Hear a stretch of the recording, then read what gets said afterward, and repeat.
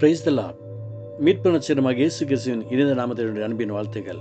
எல்லோரும் எப்படி இருக்கிறீங்க? ஆசுதமாக இருப்பீர்களாக. இது 7ஆம் தேதி 7வது மாதம்.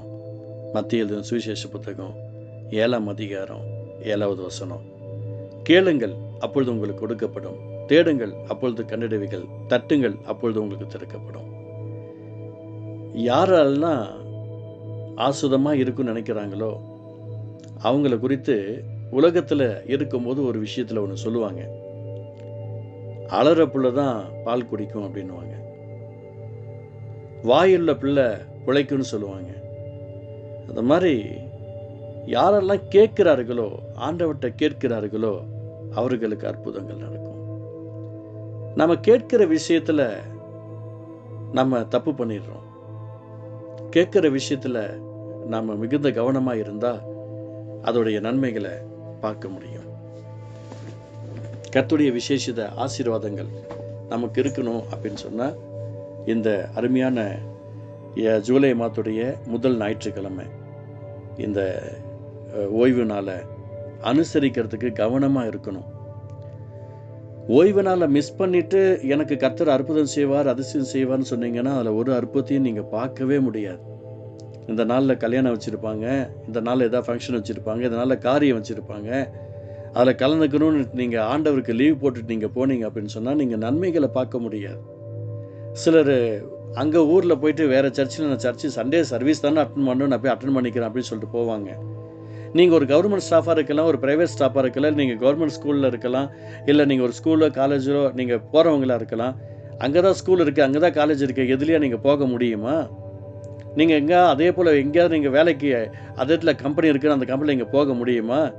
நீங்கள் கர்த்தரை குறித்து உங்களுக்கு இன்னும் சில அறிவு இல்லாமல் இருக்கிறது. அதனால் நல்லா நோட் பண்ணிக்கணும். கேளுங்கள், அப்போது உங்களுக்கு கொடுக்கப்படும். யாருக்கு அப்படின்னு சொன்னால் அவரை சூழ்ந்திருந்தவர்கள். இந்த வார்த்தையை மத்தேயு 5ஆம் அதிகாரத்தில் அவரை சூழ்ந்திருந்தாங்க, அவங்களுக்கு தான் கர்த்தர் கொடுக்குறாரு. நீங்கள் அவரோடு கூட இருக்கணும். அவரோட கூட இருக்கும்போது நீங்கள் என்ன கேட்குறீங்களோ கர்த்தர் அற்புதம் செய்வார். நீங்கள் கேட்கறதுல அற்புதம் செய்வார். அடுத்தது அவர் சொல்றார் பாருங்க, தேடுகள் அப்பொழுது கண்டடைவீங்கள். தேடணும். நம்ம என்ன பண்ணணும்? தேடணும். சில நேரத்தில் நம்ம தேடறதுக்கு பதிலாக யாரையும் அதை பார்ப்பா, நீ பார்ப்பான்னு சொல்லிட்டு மற்றவங்களுக்கு நம்ம ஒர்க்கு கொடுக்குறோம். எனக்காக செபிங்க, எனக்காக செபிங்க அப்படி நம்ம மற்றவங்களுக்கு நம்ம சொல்லிக்கிறோம்.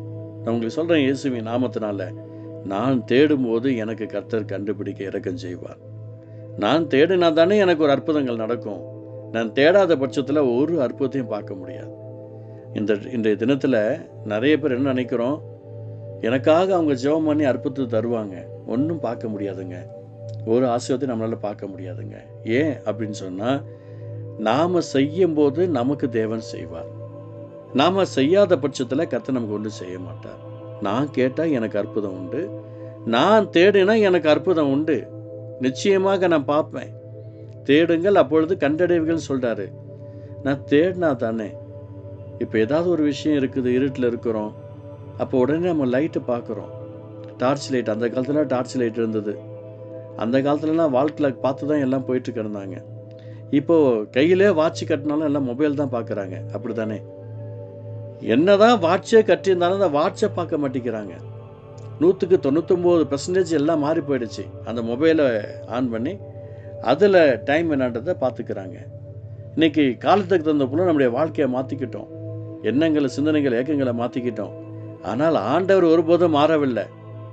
அவர் நேற்றும் இன்றும் என்று மாறாதவர் இருக்கிறார்னு சொல்லி இயேசு கிறிஸ்துவை குறித்து தெளிவாக சொல்லப்பட்டிருக்கிறது. அதனால் இன்றைக்கி நிறைய பேர் சொல்கிறாங்க, 24 மணி நேரம் உங்களுக்காக ஜெபம் ஏறெடுக்கப்படும், நீங்கள் நல்லா தூங்குங்க, உங்களுக்காக நாங்கள் ஜெபிக்கிறோம். இதெல்லாம் மாய்மாலமான காரியங்கள். நான் ஜெபம் பண்ணாதான், நான் கேட்டாதான் எனக்கு கிடைக்கும், நான் தேடினாதான் எனக்கு கிடைக்கும். நான் கேட்கணும், நான் தேடணும். இந்த விஷயத்தில் மிகுந்த கவனமாக இருக்கணும். தட்டுங்கள், அப்போது உங்களுக்கு திறக்கப்படும். நான் தான் தட்டணும், நான் தான் தட்டணும். எனக்கு கர்த்தர் திறப்பேன்னு சொல்லிட்டாரு. நீங்கள் ஆண்டவரோடு கூட இருக்கிறது உண்மைங்க. நீங்கள் ஏசப்படைய நாமத்தை மகிமைப்படுத்துறது உண்மை. நீங்கள் ஜெபிக்கிறீங்க, பாடுறீங்க, துதிக்கிறீங்க, உங்கள்கிட்ட இருக்கிற பலத்தை வச்சு நீங்கள் பார்த்துக்கிட்டு இருக்கிறீங்க. ஆனால் என்ன நடக்குது அப்படின்னா, நீங்கள் தட்டுறதுக்கு சத்துருவானவன் இடம் கொடுக்க மாட்டேங்கிறான்.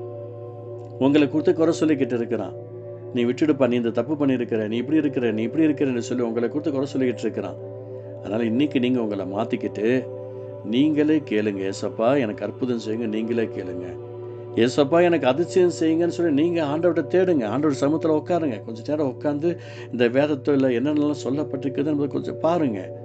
அதே போல் நீங்கள் தட்டுங்க, அப்போ தான் உங்களுக்கு திறக்கப்படும்.